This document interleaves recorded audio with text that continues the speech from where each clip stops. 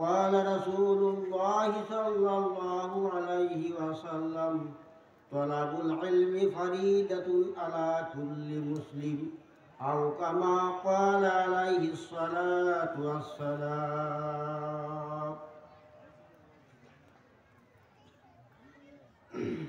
সর্বপ্রথম ওই আল্লাহ রাব্বুল আলামিনের শুকরিয়া আদায় করছি, যিনি আপনাকে আমাকে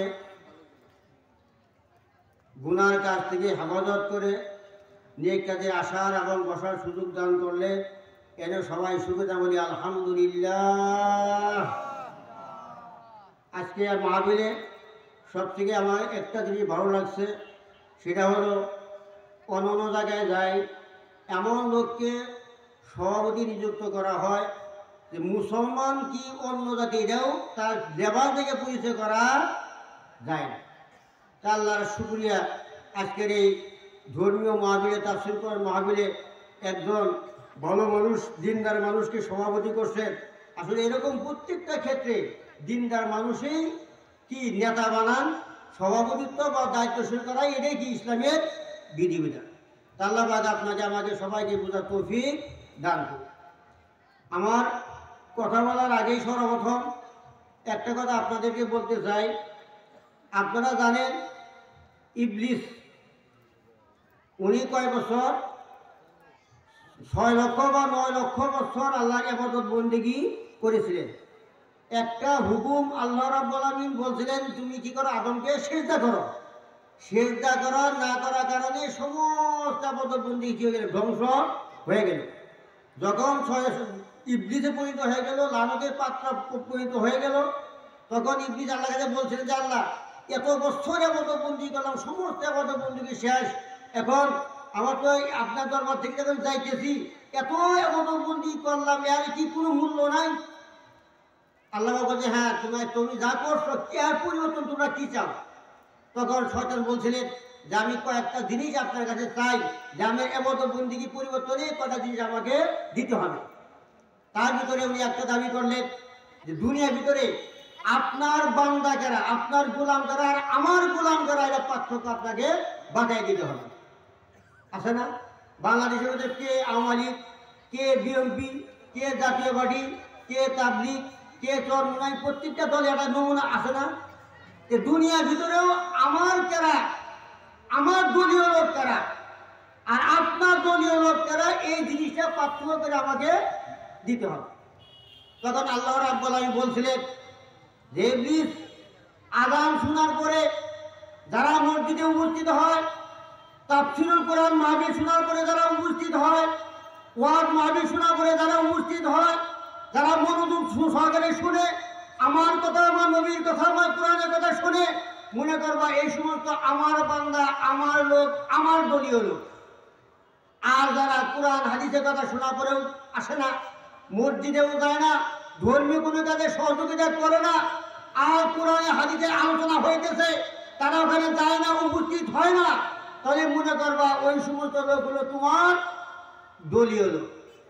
এখানে যারা রাস্তাঘাটে ইটে ছিটে ঘোরাফেরা করতেছে, যারা মাইকের আওয়াজ শুনতেছে, তারা নিজের বিবেকের সাথে বিবেচনা করে যে আমি আল্লাহ দলে থাকতে চাই না শয়তানের দলে থাকতে চাই।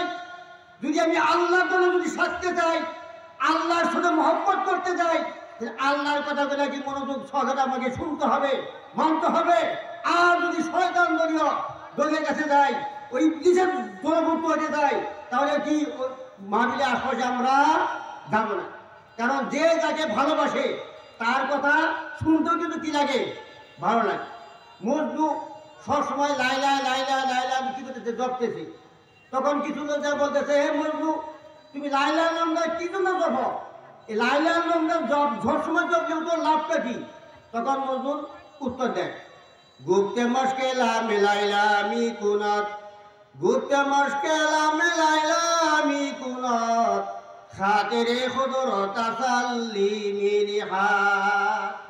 তোমরা বুঝবা না, যে যাকে ভালোবাসে তার নাম জবরে উচ্চারণ করলে তার দিলে কি পায়, শান্তি পায়। এই জন্য আশেক বলতেছেন, আল্লাহ আল্লাহ কিয়া মুবারক নাম হ্যায়, আল্লাহ আল্লাহ কিয়া মুবারক নাম হ্যায়, আল্লাহ আল্লাহ আশিকুকা কাম হ্যায়।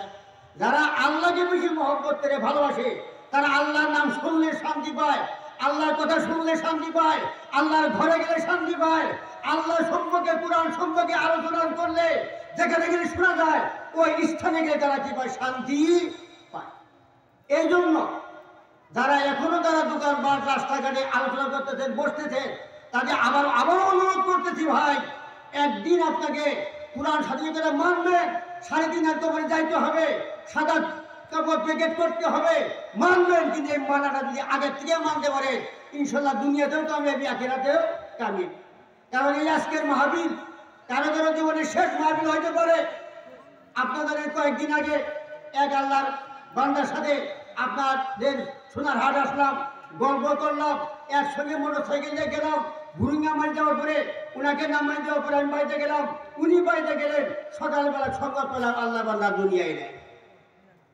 এই যে আপনার আমার জীবনের শেষ মাহফিল হইতে পারে। এই জন্য এক আল্লাহর ওলিকে একজন প্রশ্ন করেছিলেন যে হুজুর, জীবনের সবথেকে গুরুত্বপূর্ণ আমল কোনটি?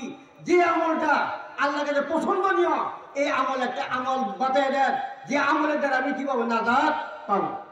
তখন আল্লাহ ওলি বলছিলেন বাবারে, মৃত্যুর আগের দিনের ইবাদত সব থেকে আল্লাহর কাছে গুরুত্বপূর্ণ বেশি। তখন উনি বলতেছে হুজুর, মৃত্যু কোন দিন আসবে আমার তো জানা নাই, মৃত্যুর আগের দিন আমরা ইবাদত বন্দি কিভাবে করবো? তবে আল্লাহর ওলি উত্তর দেয়, বাবারে যেহেতু তোমার আমার কেউ জানা নাই মৃত্যু কোন সময় আসবে, কখন আসবে, কোন জায়গায় আসবে কেউরই জানা নাই। এই জন্য যে কোনো ইবাদত বন্দিকে, যে কোনো কাজ যখন সামনে আনবা, মনে করো আমার জীবনের শেষ ইবাদত, আমার জীবনের শেষ নামাজ, আমার জীবনের শেষ মাহফিল।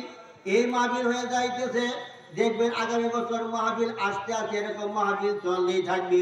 কিন্তু আপনার আমার ভিতরে এমন লোক থাকবে তারা অন্ধকার কবরে চলিয়ে যাবে, আর কোনোদিন আসতে পারবে না। কারো কোনো জীবনের শেষ মাহফিল হইতে পারে। এই জন্য আপনাদেরকে অনুরোধ করতেছি, যারা এখনো এদিক সেদিক ঘোরাফেরা করতেছেন তারা বসেন। ইনশাআল্লাহ আল্লাহ বাড়ি তৌফিক দান করে। আমি ভাইরাল বক্তাও না, ওইরকম ওয়াজিনও না, কয়েকটা বাস্তবমুখী কিছু আলোচনা করার চেষ্টা করব, কিছু বুঝ দেওয়ার চেষ্টা করব, আমিও কিছু বুঝ নেওয়ার চেষ্টা করবো যদি আল্লাহ পাক তৌফিক দান করে। এই জন্য আমরা সর্বপ্রথম শয়তান জ্ঞান কি করি? বিদায় করে কয়েকবার জিকির করি, লা ইলাহা ইল্লাল্লাহ, লা ইলাহা ইল্লাল্লাহ, লা ইলাহা ইল্লাল্লাহ, লা ইলাহা লা মাহবুবা ইল্লাল্লাহ, লা মাশুকা ইল্লাল্লাহ, লা হাবিবা ইল্লাল্লাহ, লা ইলাহা ইল্লাল্লাহ, লা ইলাহা। উমাইয়া বলে বেলাল রে, নবীর কালেমা সারিয়া দে। বেলাল বলে শহীদ হব আমি, তাও সারিব না ইল্লাল্লাহ, লা ইলাহা লা ইলাহা লা ইলাহা ইল্লাল্লাহু মুহাম্মাদুর রাসূলুল্লাহ সাল্লাল্লাহু আলাইহি ওয়াসাল্লাম। আলহামদুলিল্লাহ, আজকে এখানে ফাতেমাতুজ জোহরা বালিকা মাদ্রাসার উদ্যোগে তাফসীরুল কোরআন মাহফিল বা ওয়াজ মাহফিল যাই বলে, হাফেজা মেয়েদের পাগড়ি বোরকা প্রদান উপলক্ষে আজকে মাহফিল।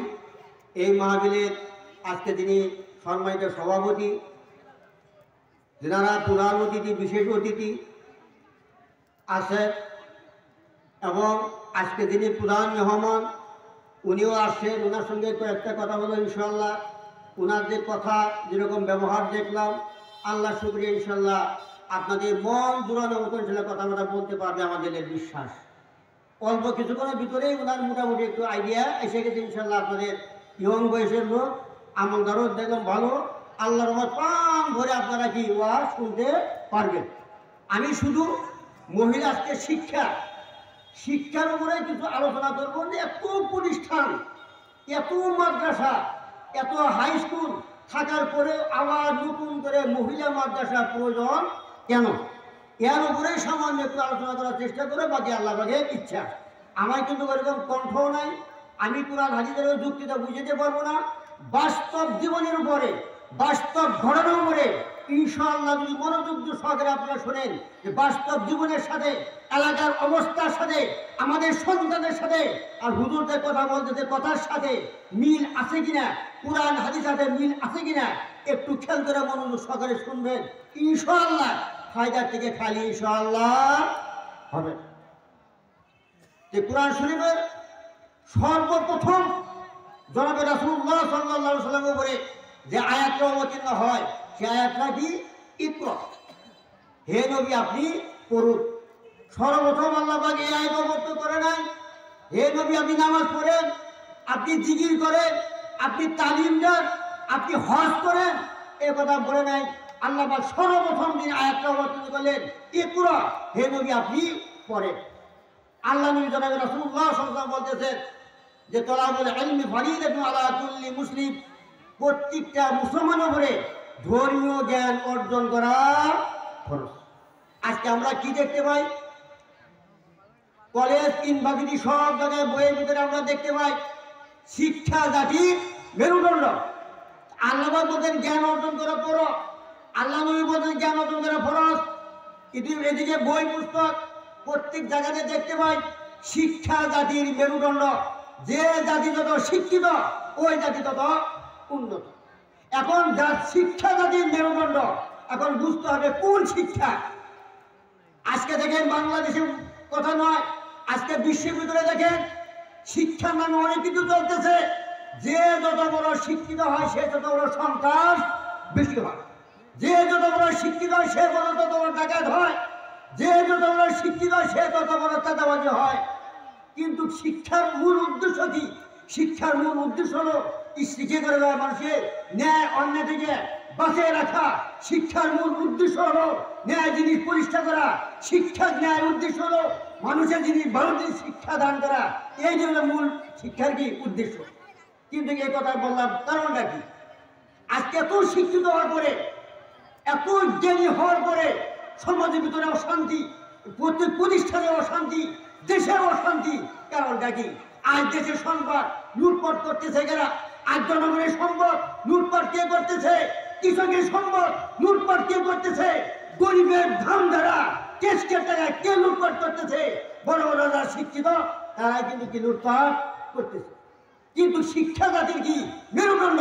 শিক্ষিত জাতি যে যত শিক্ষিত হবে তার আদর্শ তত উন্নত হবে, যে যত শিক্ষিত হবে তার এরকম ব্যবহার তত সুন্দর হবে, যে জাতি যত শিক্ষিত হবে ওই এলাকা তত কি উন্নত হবে। কিন্তু আমরা কি দেখতে পাই? কারণটা কি? আরবে যখন কোরআন শরীফ অবতীর্ণ হয় ওই সময় শিক্ষিত লোক ছিল না, বড় বড় পণ্ডিত ছিল। আরবি দিয়ে তারা বড় বড় কবিতা তৈরি করতে, আরবি সাহিত্য রচনা করতে। তারা এমন আরবি সাহিত্য রচনা করতেন বর্তমানে জামানায় ওই রকম বড় বড় আলেমরাও ওই রকম সাহিত্য রচনা করতে পারবে না। কিন্তু ওই সময়কে কি বলা হয়? আইএমএ জাহিলিয়ত, মানে মূর্খের দিন। কি জন্য? এত শিক্ষিত থাকার পরেও ওই এলাকায় শান্তি ছিল না, ন্যায় অন্যায় ছিল না, হক কথা বলার মতো লোক ছিল না, মানুষের অধিকার বুঝা পাইত না, মানুষের অধিকার খুব বঞ্চিত করত। এই জন্য ওই এলাকা ওই সময়কার নাম বলা হতো আইএমএ কি জাহিলিয়ত। দেখবেন বর্তমানে বাংলাদেশের ভিতরে যে যত শিক্ষিত তার দ্বারা অন্যায় তত কি হয়? বেশি হয়। কারণটা কি? প্রত্যেক শিক্ষাই জাতির মেরুদণ্ড হইতে পারে না। যে শিক্ষার মাধ্যমে মানুষের শিক্ষিত লোক মানুষের অন্যায় কাছে বিদায় রাখে, যে শিক্ষিত লোক মানুষের ন্যায় অন্যায় বুঝবে, যে শিক্ষিত লোক অন্যায়কে বিতাড়িত করবে, ন্যায়কে প্রতিষ্ঠা করবে, যে শিক্ষিত লোক মানুষের অধিকারকে ফিরিয়ে দিবে, এই যে হলো কি প্রকৃত শিক্ষা। এই শিক্ষাই হলো জাতির মেরুদণ্ড। আজকে দেখে বাংলাদেশে হাজার হাজার শ্রমিক, লক্ষ লক্ষ শ্রমিক তারা বিদেশে কত কষ্ট করতেছে, ঘাম ধরেতেছে, আরবে কুয়েতে মানুষগুলো নির্যাতন শিকার হইতেছে, তারা কোটি কোটি টাকা বাংলাদেশে পাঠায়, এখান থেকে সরকারের ট্যাক্স নিয়ে দেশে উন্নয়ন করতেছে। আর বাংলাদেশের ভিতরে যত বড় বড় শিক্ষিত তারাই এমপি, যারা বড় বড় শিক্ষিত তারাই সচিব, যারা বড় বড় শিক্ষিত তারা বড় বড় অফিসার, তারা কি করে হাজার হাজার কোটি টাকা দেশ থেকে সম্পদ, জনগণের সম্পদ, গরিবের সম্পদ সব লুটপাট করে তারা বিদেশে কি করে পাচার করে। তাহলে এখন আপনারা বুঝেন, যারা শিক্ষিত বড় শিক্ষিত এরা দেশপ্রেমিক না গরিব মানুষ কি দেশপ্রেমিক? তারা দেশপ্রেমিক ভাই। যারা গরিব মানুষ তারা কিন্তু কি দেশপ্রেমিক, তারা দেশকে মহব্বত করে। আর যারা যারা বড় বড় শিক্ষিত লুটপাট করে দেশের সম্পদ বিদেশে পড়ায়, এরা হলো দেশের শত্রু, জনগণের শত্রু, শিক্ষার শত্রু। এই জন্য এই কথাটা বুঝাবার জন্য যে শিক্ষা যাদের মেরুদণ্ড, তবে কোন শিক্ষা, কোন শিক্ষা করা খরচ, কোন শিক্ষা আমার সন্তানকে দিব, কোন শিক্ষা আমাদের মেয়েকে দিব, কোন শিক্ষা আমি গ্রহণ করব, কোন শিক্ষা গ্রহণ করা যাবে। যে শিক্ষার মাধ্যমে মানুষ ভালো মন্দ পার্থক্য করতে পারে না, যে শিক্ষায় মানুষকে অন্যায় কাছে বিরত রাখতে পারে না, যে শিক্ষায় মানুষের সম্পদ লুটপাট করা থেকে বিরত থাকতে পারে না, ওই শিক্ষা কোনো শিক্ষাই। এই জন্য আল্লাহ বলছেন ইকরা, হে আল্লাহ আপনি, হে নবী আপনি কি পড়েন, কোন পড়েন কি আল্লাহ কালাম, যে শিক্ষা, যে শিক্ষা নৈতিক শিক্ষা, এই শিক্ষা করা বলা হয়েছে।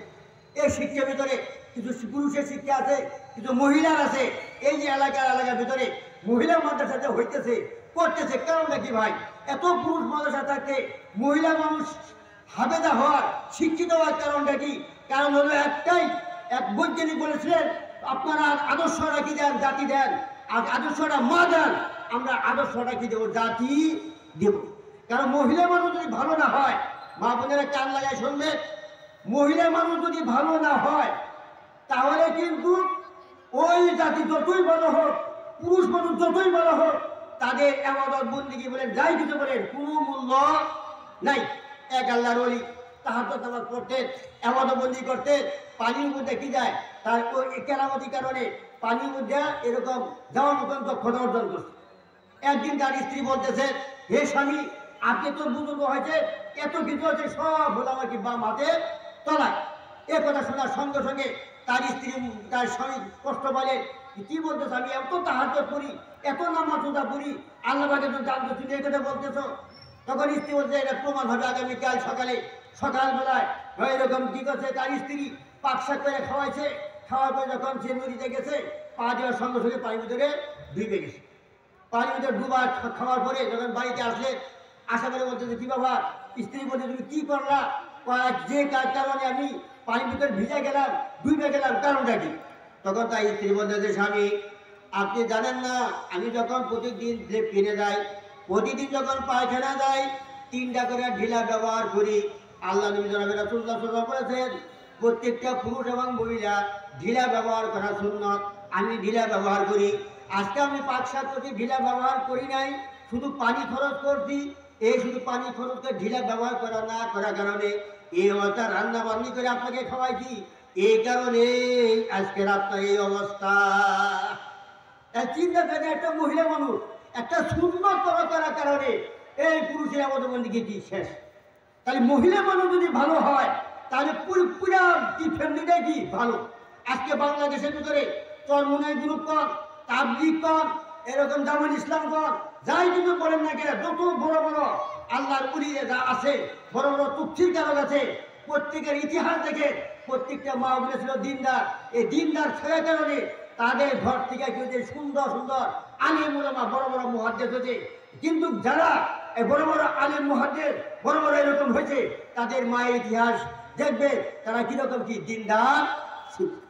এই জন্য বলা হয় তোমরা একটা আদর্শ মা দাও, একটা দিনদার মা দাও, আমরা আদর্শটা কিন্তু জাতি দেব। একটা মেয়ে লোক যদি ভালো হয়, হাদিসের ভিতরে আসে একটা মহিলা যদি দিনদার হয়, আল্লাহ হয়, 1000 পুরুষের ইবাদত বন্দেগী করতেছে, তার কাছে আল্লাহের সম্মানিত বেশি। আর একটা মহিলা যদি খারাপ হয়, হাজার হাজার বৎকার পুরুষের চেয়েও কি বেশি খারাপ বেশি। এই জন্য মেয়ে লোকে কি দিনদার করার দরকার। মেয়ে লোক যদি দিনদার হয়, স্বামীও ভালো হয়ে যায়, বাপ মাও বলা যায়, পুরা পরিবারটা কি হয়ে যায়, দিনদার হয়ে যায়। এরকম একটা কি আছে, ঘটনা আছে। এক মেয়ে কোরআনে হাফেজা হয়েছে, তার বাপ মাও যিনি যে ঘটকের মাধ্যমে, একজনের আলাদের মাধ্যমে এক জায়গায় কি করছে, আত্মীয় করছে, বিবাহ হয়ে গেছে। বিবাহ হওয়ার পরে অনেক সময় দেখবেন যারা ঘটক তারা মিথ্যা কথা বলে, বেশি মিথ্যা কথা বইলে সুন্দর করে সাজায় বুঝাইয়া ওই মেয়েটাকে একদম কি ছেলে কাছে বিবাহ রাজি করেছে। বিবাহ যখন হয়ে গেছে, দেখতেছে ছেলে এরকম নামাজ পড়ে না, মুখে দাড়ি নেই, এরকম নিশা খায় ইত্যাদি। এখন মেয়ে তো কোরআনে হাফেজা। এখন চিন্তা করলে যে আমি কোরআনের হাফেজা, এরকম একটা খারাপ মানুষের সংসার আমি কিভাবে করবো? নিশা খায়, নামাজ পড়ে না, ধর্মীয় কোনো কথাবার্তা শুনে না।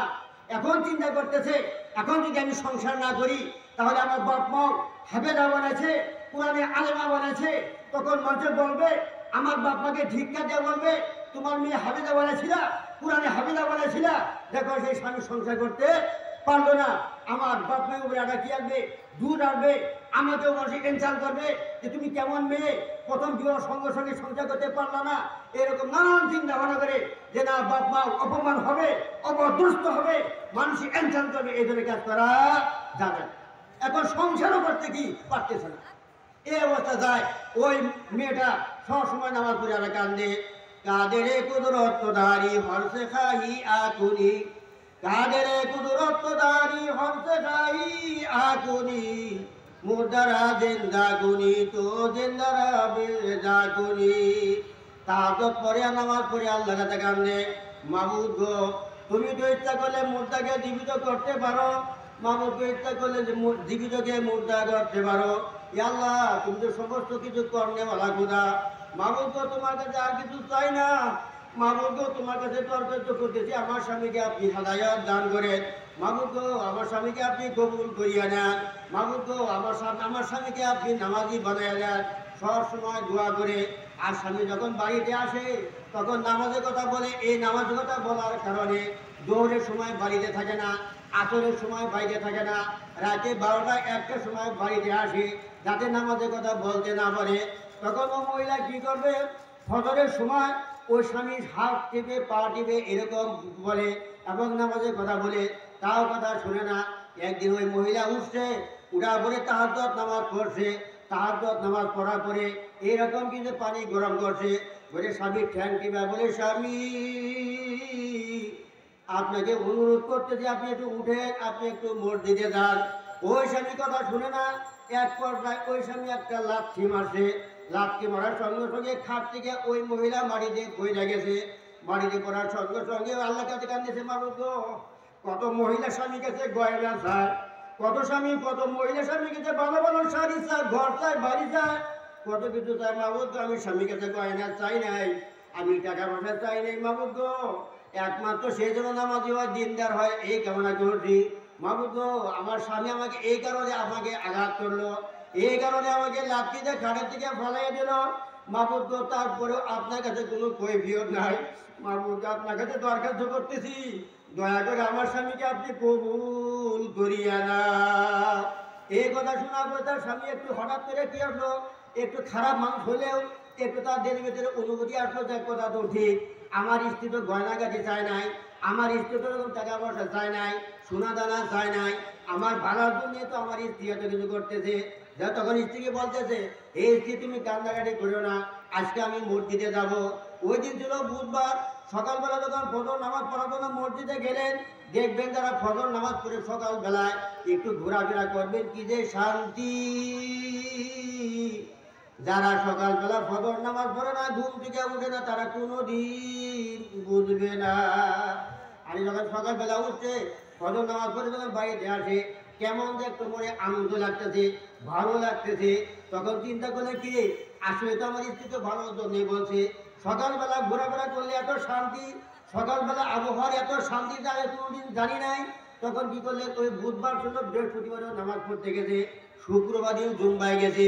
শুক্রবার দিন জুম্বায় যাওয়ার পরে ইমাম সাহেব আল্লাহর কি মহিমা এমনভাবে আলোচনা করছেন, নেক কাজ করলে জান্নাত, জান্নাত কি সুন্দর করে বুঝেছেন, গুনাহ কাজ করলে জাহান্নাম, জাহান্নাম কিরকম ভয়াবহ শাস্তি, এটাও কিন্তু ইমাম সাহেব সুন্দর করে বুঝাইছেন।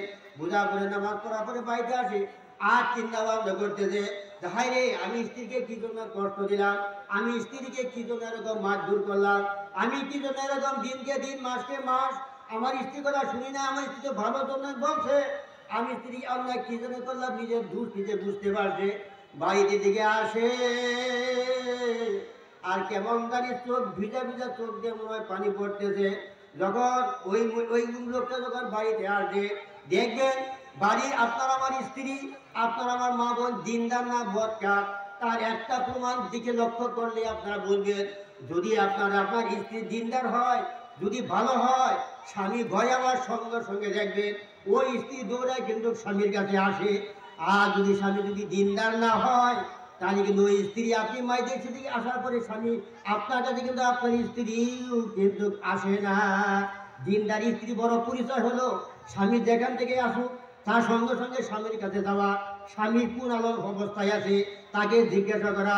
একদিন মা আয়েশা রাদিয়াল্লাহু তাআলা আনহার কাছে কিছু সাহাবী মহিলা সাহাবী গেলেন, যা বলতেছে এ আয়েশা রাদিয়াল্লাহু তাআলা আনহা, আর পুরুষেরা যুদ্ধে যায়, ধর্মে যুদ্ধে যায়, জিহাদ করে শহীদ হয়ে যায়, আমরা তো ধর্মে যুদ্ধেও যাইতে পারি না, জিহাদও করতে পারি না, শহীদও হইতে পারি না, আমাদের এমন কোনো আমল আছে নাকি যে আমল করলে আমরা শহীদের মর্তবা পাবো, শহীদের সওয়াব পাবো? এরকম যখন আয়েশা রাদিয়াল্লাহু তাআলা আনহাকে প্রশ্ন করলেন, আয়েশা রাদিয়াল্লাহু তাআলা বলতেছে তোমরা একটু অপেক্ষা করো, আল্লাহ নবী আসতেছে, আশা করি তোমাদের বিষয়গুলো আল্লাহ নবীর কাছে জিজ্ঞাসা করবো।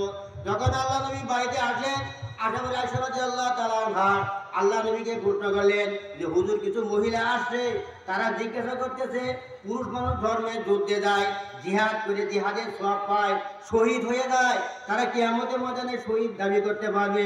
হে আল্লাহ নবী, মেয়েদের এমন কোনো আমল আছে নাকি যে আমলটা করলে তারাও এরকম শহীদের সওয়াব পাবে? তখন আল্লাহ নবী জনাবে রাসূলুল্লাহ সাল্লাল্লাহু আলাইহি ওয়াসাল্লাম বলেন, হে আয়েশা, তুমি সমস্ত মহিলাদেরকে জানাইয়া দাও যে তোমার স্বামী হাটে থেকে আসুক, বাজার থেকে আসুক, ফ্যাট খাবার থেকে আসুক, যেখান থেকে আসুক, আসার সঙ্গে সঙ্গে যদি তার ব্যবহারের দ্বারায়, তার কথার দ্বারা, তার আচরণের দ্বারায় স্বামীর মুখে যদি হাসি ফুটাইতে পারে, সঙ্গে সঙ্গে আল্লাহ রাব্বুল আলামিন ওই স্ত্রী না আমল নামে একটা শহীদি মর্তবা দান করবে। দেখে মহিলা মানুষের সওয়াব কামাই করা কত সহজ, অথচ আজকে আমাদের মা বোনদের অবস্থা কি দেখে? আপনি আমি দামি শাড়ি কিনা দিই আমি, আর যখন বাবের বাড়ি যায়, বোনের বাড়িতে যায়, আত্মীয়স্বজনের বাড়িতে যায়, তখন কিন্তু ভালো ভালো শাড়ি পরিধান করে, কিন্তু আপনার আমার টাকা দেখে অন্য মানুষে আপনার আমার দেখার ভাগ্য হয় না। আপনার আমি কষ্ট করে টাকা পয়সা শুরু পাওয়ার কিনা দেই, আর কি করে ব্যবহার করে অন্য মানুষ দেখে, আর আপনার আমার সম্মুখে ঝালুম ঝুলুম অবস্থায় ঘোরাফেরা করে, এইটা কোনোদিন নেককারী স্ত্রী পরিচয় হইতে পারে না। ঠিক ওই মহিলা ছিল হাফেজা, দিনদার। যখন তার স্বামী যখন বাড়িতে আসে, ওই স্ত্রী দৌড়ে ঘরের ভিতরে আসে, আসে দেখতেছে স্বামী চোখ দুটা যেমন কেমন ভিজা ভিজা অবস্থা। যখন স্ত্রীর সামনে আসে, হট করে উনি কি করলেন, ওই তার স্ত্রী হাত ধরে ফেলালেন, হাত ধরে পানি ধরার সঙ্গে সঙ্গে চোখের পানি ছাড়া কান্দে বলে, স্ত্রী তুমি মনের থেকে বলো আমাকে মাফ করবা কি করবা না? তখন স্ত্রী আস্তে হয়ে গেলেন, কি ব্যাপার আপনি আমাকে মাফ চান? আপনি গেলেন মসজিদে নামাজ পড়ার জন্য, ওখান থেকে এসে আমাকে যে মাফ চাইতেছেন, কারণটা কি আমি তো বুঝলাম না। তখন স্বামী বলতে হচ্ছে, স্ত্রী আমি মসজিদে গেলাম, জীবনে কোনদিন আমি মসজিদের বারিন্দা দেওয়া যায় নাই। আজকে ইমাম সাহেব এমন ধরনের কোরআন হাদিসে আলোচনা করছেন যে গুনার কাজ করলে এরকম জাহান্নামের ভয়াবহ শাস্তি, জাহান্নামের অবস্থা। এই স্ত্রী আমি জীবনে যত অন্যায় করছি, যত দাবর মানে করছি, আমার মনে হয় জাহান্নাম ছাড়া আর কোনো জায়গা আমার হবে না। হে স্ত্রী, তোমাকে কত কষ্ট দিচ্ছি, তুমি আমার আল্লাহকে ক্ষমা করবা কি করবা না? এই কথা শোনার সঙ্গে সঙ্গে সঙ্গে স্ত্রীও কান্দে, স্বামী আপনার বিরুদ্ধে আমার কোনো অভিযোগ নাই, আমার বড় আশা ছিল আপনি যদি একটু দিনদার হয়ে যান, নামাজি হয়ে যান, এই যে ছিল আল্লাহর কাছে চাওয়া পাওয়া। যেহেতু আল্লাহ রাব্বুল আলামিন এই বুঝটা আপনাকে দান করছে, এর থেকে আল্লাহর কাছে চাওয়া পাওয়া আর কোনো কিছু নাই। দেখেন একটা মহিলা দিনদার হওয়ার কারণে আজকে তার স্বামীও তো বদকার ছিল, তার স্বামীও কি দিনদার হয়ে যায়। আজকে এইরকম ভাবে এইরকম অনেক সময় দেখা যায় স্বামী দিনদার হওয়ার পরে স্ত্রীকে যদি ওরকম ভাবে কি বোঝানো যায়, স্ত্রীও ওরকম ভাবে কি বুঝে। কিন্তু আসলে মহিলা মানুষ যদি ভালো হয়, তাই মনে করবে ওই বাড়ির পরিবেশটা কি হয়ে যায়, পরিবর্তন হয়ে যায়। আর আমরা পুরুষেরা যতই ভালো হই না কে, বাড়ি মহিলা যদি কি ভালো না হয়, আজকে দেখে সমাজের ভিতরে দুই সন্তানের মা, 3 সন্তানের মা, এমনকি এমনও নিজের চোখে দেখা 5 সন্তানের মা, সে স্বামী ত্যাগ করে পরক্রিয়া প্রেমে মোবাইলে সম্পর্ক করে অন্য ছেলের সঙ্গে চলিয়া যায়। আচ্ছা, কিসের কারণে? আজকে দিনের বুঝ না থাকার কারণ। আজকে যে যত পরক্রিয়া চলতেছে, আজকে প্রথম মানুষ কোটি কোটি টাকা সম্ভব। আজকে যারা যত বড় ধনী বেশি, তাদের ফ্যামিলির ভিতরে অশান্তি বেশি। যারা যত সম্পদশালী বেশি, তাদের সন্তানের কারণে বাপ মায়ের অশান্তি বেশি। তাদের সম্পদশালী বেশি, তারা সন্তানের কারণে তারা রাতে ঘুমাইতে পারে না। বুড়িঙ্গামারির ভিতরে আমি নিজের চোখে দেখা সন্তান ছুরি নিয়ে বাবাকে কি করে ধাওয়াইতেছে, থানা যায় উঠছে যে পুলিশে আমাকে বাঁচান, তার সন্তান যে আমাকে ইয়াবা খাওয়ার টাকা দাও, গান্দা খাওয়ার টাকা দাও, এরকম প্রকাশ্যে ছুরি নিয়ে কি করতে পারবে দেওয়াইছে। কিসের কারণে? সন্তানকে সুশিক্ষা দিয়ে না দেওয়ার কারণ। আজকে আমরা অনেকে আছে নিজের সন্তানকে অনীহা করি, কুরআন শিক্ষা দেয় না, হাদিস শিক্ষা দেয় না, মনে করি কোন রকম পড়াইলে বলে কি হয়ে গেল। না, এত সহজ না ভাই। ফার্স্টে আমি বলছি, আমি কথাগুলো খুব খেয়াল করবেন, বাস্তব জীবনের সঙ্গে মিলাবেন। আমি বাস্তব জীবনে কথা বলতেছি। আমার ইমামতির বয়স 2000 সালে যখন দাওরা হাদিস পাস করি, 2000 সাল থেকে নিয়ে 2024 বছরে ইমামতি করি। ইমামতি একটা কি ঘটনা বলতেছি, এই 24 বছর ইমামতি বয়সে কত মানুষ, ধনী মানুষ সন্তানকে 10 বিঘা, 20 বিঘা, 50 বিঘা, 100 বিঘা জমিন রাখা গেল, বিল্ডিং করে গেল, এত কিছু করে গেল। 24 বছর জীবনে কোনো দিন কোনো ছেলের মুখে শুনি নাই যে আমার আব্বা মারা গেছে, আমার আম্মা মারা গেছে, হুজুর একটা কোদাল খতম করছি, একটু দোয়া করে দেন। আজ পর্যন্ত কোনো দিন শুনি। অথচ অনেক মহিলা এমন খারাপ মানুষ আছে দুনিয়ার ভিতরে, যে ছেলে মনে করে আমার ছেলে, মেয়ে মনে করে যে অপরের মেয়ে। আমি জন্ম দিইনি, কারণ আমি যদি ছেলে, আমি মেয়ে যদি জন্ম দিয়ে থাকি, মহব্বত কম বেশি হইতে পারে, কন্যাকে হইতে পারে। কে? ছেলের নামে জমিন যায়, মেয়ের নামে জমিন যায় না। এখন সে মেয়েটা আমার না বিদে কি জমিন যায় না। মেয়ে যদি আমার হতো, অবশ্যই আমার ওয়ারিশ সে কি ভাগ পাইতো, ঠিক না? ঠিক। ওয়ারিশ সম্পত্তিকে কি করে বঞ্চিত করে এরকম ভাবে। তারপরেও বাপ মা যখন মারা যায়, ওই তার স্বামী তার শ্বশুরকে দেখতে পারে না, সন্তানগুলো তার নানাকে নাম শুনতে পারে না। আমাদের ওয়ারিশ সম্পত্তিকে বঞ্চিত করছে। মেয়ে এত বড় এই অবস্থা, তারপরেও বাপ মায়ের মহব্বতের কারণে তারা কুরআন শরীফটা খতম করে এরকম ভাবে, এরকম সাফানের চান, অন্যান্য চানুরার সঙ্গে সঙ্গে অনেক আমাকে এরকম দাওয়াত করছে। দাওয়াত করে ঘর পার থেকে বলে, হুজুর আমার আব্বা ইন্তেকাল করছে, আমার মা ইন্তেকাল করছে, আমি একটা কোরআন খতম করছি, হুজুর আমার আব্বা তো নামার জন্য একটু দোয়া করিয়া দেন। কিন্তু আর 24 বছর ইমামতি বয়সে আজ পর্যন্ত কোনোদিন কোনো ছেলে বলে নাই হুজুর আমার আব্বা ইন্তেকাল করছে। আমি নিজে এক খতম কোরআন শরীফ তেলাওয়াত করছি। নিজের জীবনে কি পরীক্ষিত। আর দেখবে আজকে আমরা মানুষ সবচেয়ে বড় আহম্মক কিভাবে হয় দেখেন। আজকে ছেলেও আমার, মেয়েও আমার, কথার প্রসঙ্গে বলতে হয়, ছেলেও আমার, মেয়েও আমার। আজকে নিজের ওয়ারিশ সম্পদ মেয়েকে কি করে ঠকাই, ছেলেকে দেই, লাভ কি? আমি দিলাম ছেলেকে, মানুষের মেয়ে সেরা ওই সম্পত্তি বলে কি করে পুত্তানি করবে, ঠ্যাং দিয়ে ঠ্যাং দিয়ে আরামের চোখ খাওয়া দাওয়া করবে। জীবনে কোনোদিন মনে করবে না যে আমার শ্বশুর এত কষ্ট করে টাকা জমি করছে, বিল্ডিং করছে, বাড়িঘর করছে, ফকির আসলে যে 1 পোয়া চাউল বা 100 ধান দিয়া আমার শ্বশুর শাশুড়ির জন্য কি করি দোয়া করি, এরা কিন্তু আজ পর্যন্ত কোনো বৌমা করে। আর আপনার মেয়েকে যতই মানুষ থেকে বঞ্চিত করেন না গে, মেয়ে যদি কোরআন শরীফ পড়নেওয়ালা হয়, নামাজি হয়, দিনদার হয়, ওই মেয়ে কোনোদিন আপনাকে ভুলতে পারবে না। শুধু তাই নয়, বহুত মেয়ে দেখছি এরকম বাবা ইন্তেকাল হয়ে গেছে। দেখবেন যে সমস্ত মহিলার বাবা ইন্তেকাল হয়ে গেছে, মা ইন্তেকাল হয়ে গেছে, যখন স্বামী বাড়ির থেকে যখন নিজের বাবার বাড়িতে আসে, তারা এরা আতঙ্কের ভিতরে থাকে যে আমি বাড়িতে যাইতেছি, আমার ভাই বউ আমাকে গ্রহণ করবে কি করবে না জানি না, আমার ভাই বউ আমার জন্য মেহমানদারি করবে কি করবে না, এরকম বন্দরের ভিতরে একটা ইতস্তত ভূত থাকে, তারপরে বাড়ি পাশে যদি কবর থাকে, মেয়েরা দেখে বাবার কবর দেখে ঝরঝর করে কান্দবে, কান্দার পরে চোখের পানি ফালায় কিন্তু পানির ভিতরে আসে। কিন্তু আমরা ছেলেরা বাপ মায়ের যত মোহাব্বত করি না কেন, বাপের কবর দেখলে কিন্তু চোখের পানি আসে না।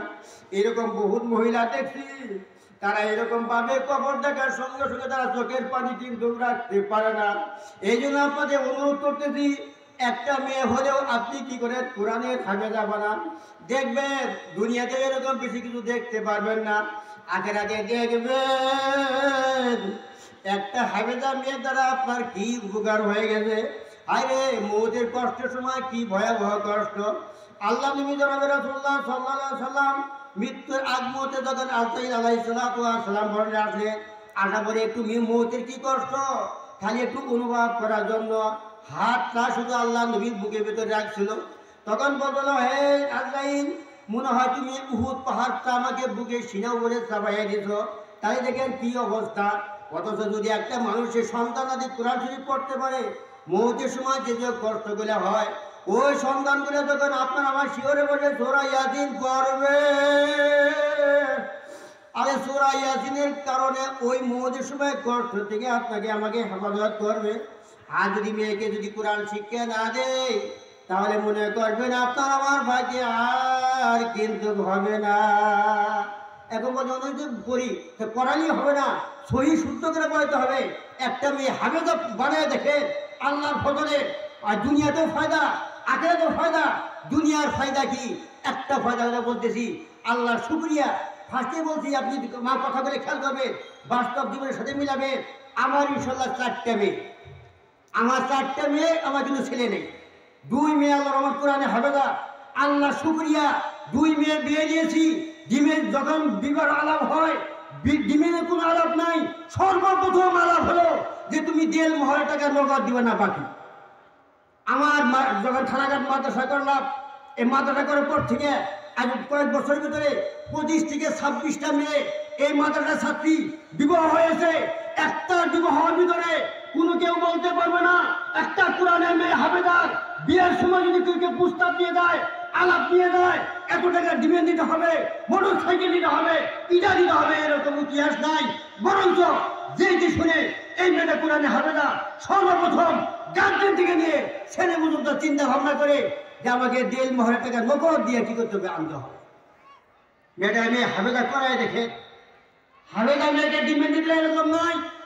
আপনি অন্য গিয়ে আইএ যত পাস করাবেন, যত সার্টিফিকেট বেশি হবে, তত আপনার ডিমেনের সংখ্যা তত কি করবে, বাড়বে। আর কোরআনের হাফেজ বানান, হাফেজা বানান, ইনশাল্লাহ দেখবেন একটা মেয়ে যদি হাফেজা হয়, বিয়ের সময় যদি কেউ ডিমেনের টাকা চায়, আলাপ নিয়ে আসে, ওই দিন আমাকে বলবেন যে হুজুর আপনি যে ওখানে অমুক জায়গায় আলোচনা করছিলেন, আজকে আপনার আলোচনার সাথে মিল নাই, ওই দিন আমাকে কথাটা বলি। আল্লাহ শুকরিয়া, আমার জানা মতে যতগুলো মেয়ের হাফেজা মেয়ের বিবাহ হয়, আজ পর্যন্ত যত মানুষ খারাপ হোক, যত নিকৃষ্ট হোক, তারা কোনোদিন ডিমেনের টাকা কেউ চাইতে পারে না। বরং হাফেজা মেয়েদের বিবাহ আলাপ হওয়ার সঙ্গে সঙ্গে সর্বপ্রথম আলাপ হয় যে 1.5 মহরের টাকা নগদ না বাকি। অধিকাংশগুলো নগদ দিয়েছি দিয়ে, এই গেল হাফেজা মেয়েদের বৈশিষ্ট্য। আর অন্য জায়গায় আপনি দেখ, আমি নিষেধ করি না, তারপরে বাপ মাটা আতঙ্কের ভিতর থাকে, মেয়ে কোন সময় কি করে, ছেলে কোন সময় কি করে, বালিকা হওয়ার পরে আতঙ্কের ভিতরে থাকে। ইনশাআল্লাহ যদি আপনি হাফেজার মতো হাফেজা তৈরি করতে পারেন, আদর্শ শিক্ষা দান করতে পারেন, ওই মেয়েটা যেখানে যাক বাপ মা আতঙ্কের ভিতরে থাকতে হয় না যে কোন সময় যেন কি কইয়া বসে। এই জন্য আজকে মহিলা এই শিক্ষিত হওয়ার কারণে, দিনদার না হওয়ার কারণে আজকে আমরা পুরুষ যত ভালো থাকি না কেন, ভালো থাকা যায় না, দিনদার হওয়া যায়। আপনি আর আমি দিনদার, কথায় কথায় ভাইজান দিনদার, রাস্তার ভিতরে বেগানা মহিলা পর্দা নাই, বুঝি নাই, কাপড় চোপড় ঠিক নাই, কখন চোখ ঠিক রাখা যায়? কখন আপনি চোখ ঠিক রাখতে পারবেন? শয়তান তোর লাগা আছে। আজকে যদি মহিলা মানুষ দিনদার হয়তো শরীর যদি ঢাকে রাখতো এইরকম ভাবে, আর আমরা যদি সন্তানকে শিক্ষা দিতাম, বুঝাইতাম যে মারে এরকম গুণ রে, ব্যাপারটা চলিও না, আজকে তাহলে এই অবস্থা হতো না। এই জন্য আল্লাহ নবী জনাবে রাসূলুল্লাহ সাল্লাল্লাহু আলাইহি ওয়াসাল্লাম বলেছেন একটা মেয়ের জন্য 4টা পুরুষের জাহান্নাম ওয়াজিব হয়ে যায়। কয়টা পুরুষ ভাই? কয়টা মেয়ের জন্য? একটা মেয়ের জন্য 4টা পুরুষের জাহান্নাম ওয়াজিব হয়ে যায়। কিন্তু একটা ছেলের জন্য বাপ মায়ের জাহান্নাম ওয়াজিব হয়ে গেল। হাদিস আছে, শুনছেন? শুনেন কেন? একটা মেয়ে যদি একটা মেয়ে খারাপ হয়, সে তাদের হাজার হাজার পুরুষের কি গুনাহগার বানায়, হাজার হাজার পুরুষকে সে কি করে খারাপ করে। আর একটা মেয়ে যদি কি হয় দিনদার হয়, হাজার হাজার দিনদার পুরুষের চেয়ে আল্লাহ সম্মানিত বেশি। এই জন্য একটা মেয়ে আল্লাহ নবী জনাবে রাসূলুল্লাহ সাল্লাল্লাহু আলাইহি ওয়াসাল্লাম যখন মেরাজ থেকে আসলেন, আশা করে সাহাবায়ে কেরামে ওই মেরাজের ঘটনা পড়লেন। বড় বড় সাহাবায়ে কেরাম আল্লাহ নবী বলতেছে, হে সাহাবায়ে কেরাম, আমি যখন মেরাজে গেলাম, মেরাজে যাওয়ার সব কিছু যখন আমি দেখলাম, জান্নাত জাহান্নাম সব কিছু দেখলাম, কিন্তু যখন জান্নাতের ভিতরে আমি প্রবেশ করলাম, সুন্দর একটা জিনিস দেখলাম, এটা কিন্তু অন্য কোনো জায়গায় দেখি নাই। যে হুজুর কি দেখলেন? যখন আমি জান্নাতের ভিতরে প্রবেশ করি, তখন দেখলাম জান্নাতের দরজার ভিতরে লেখা আছে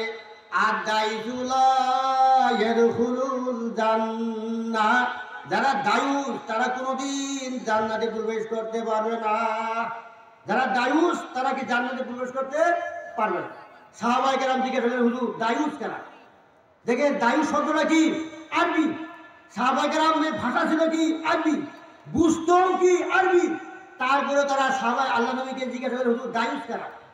আজকে বর্তমান জামানায় এমন ফতনা শুরু হয়ে গেছে, আরবি জ্ঞান তো নাই, বাংলা ভাষা ঠিক মতো বলতে পারে না, কুরআন হাদিসের সঠিক কথাও নাই।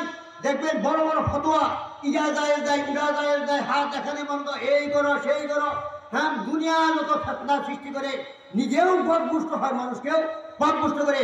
আর আমরা এমন রাখবো যারা জীবনে কোনদিন কুরআন হাদিসের জ্ঞান নাই, শিক্ষা গ্রহণ করে নাই, তাদের কাছে মশলা কি করে জিজ্ঞাসা করি। ইউটিউবে ফেসবুকে অমর বক্তা এটা বললো, সে বক্তা ওখান থেকে বললো, মাহফিলে বললো, না ঘরের ভিতরে মোবাইল করে বললো, সে মুসলমান না খ্রিস্টান না কোন জাতীয়, এটা কোনো খেয়াল নাই। মোবাইলে শোনার সঙ্গে সঙ্গে আলোচনা, এলাকার ভিতরে ভালো গ্রহণযোগ্য আলেম আছে, তাদের কাছে মশলা মশলা আমরা কি জিজ্ঞাসা করতে চাই না।